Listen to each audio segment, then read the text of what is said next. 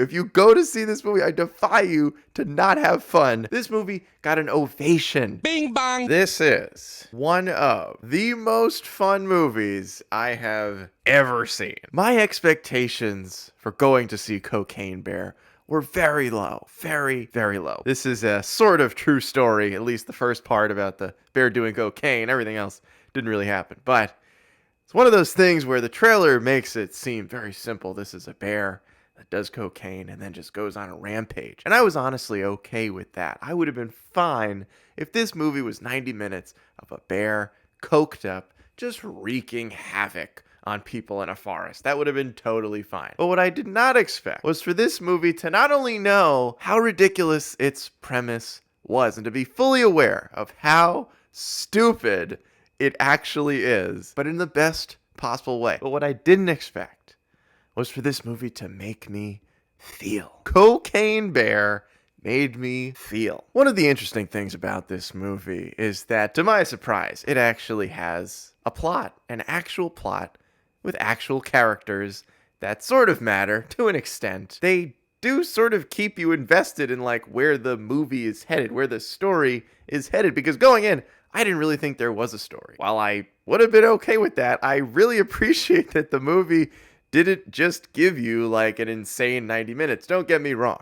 This is still an insane 90 minutes of pure cinema. While Cocaine Bear is an absolute just rocket ship of adrenaline for 90 minutes, it also has enough story beats, enough interesting character moments that it has a heartbeat. This movie has an actual like emotional feel to it, which is insane. I am aware of how insane that sounds because the premise for this film is so off the walls ridiculous. I think one of the things that I really liked about this movie is that it was fully aware of how ridiculous it was. And instead of shying away from how off the walls this premise is to turn into a full feature-length film, it really leans into it in the best possible way. There are funny jokes, there are great action sequences in this movie, there are some really good acting performances. Also, Ray Liotta, rest in peace.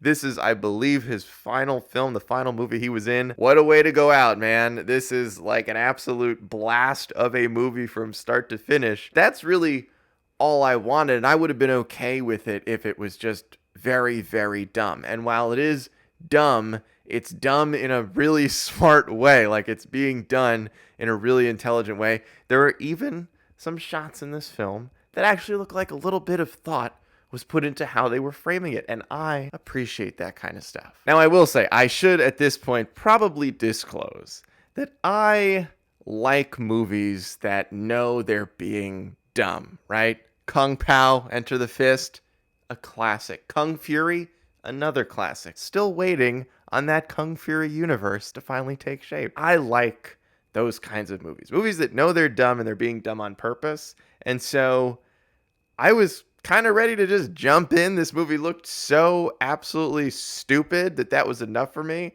But it's actually like good. It's actually like a good movie. Also, very rewatchable movie. I would absolutely watch this movie again. I'll buy it when it comes out on Blu-ray, 4K, whatever. I cannot wait to see this movie again. I can't wait to see if there's like more deleted scenes and stuff that they took out, because there are some very graphic moments in this film, but still tastefully done in a fun way. And I think that's really what I'm taking out of this experience. Cocaine Bear, to me, is the most fun I have had watching a movie in a very long time. And in a world of superhero movies and nothing really being that original anymore, and it's either based on a book or it's based on a movie that came out a bunch of years ago, or it's a sequel or it's a prequel, we need more movies like Cocaine Bear to get greenlit. I do not know what executive greenlit such an insane premise, because the real story happened like 40 years ago. So I have no idea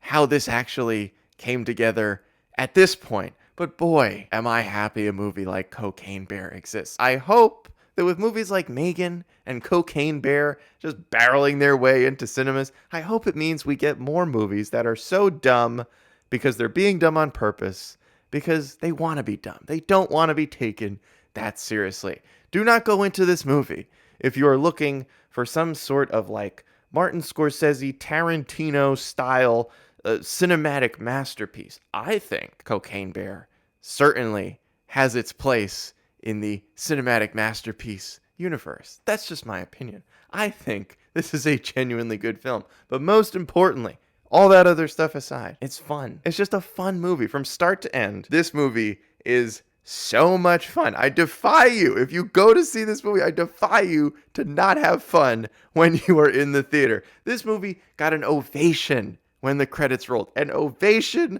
for a movie called Cocaine Bear. That's pretty sweet.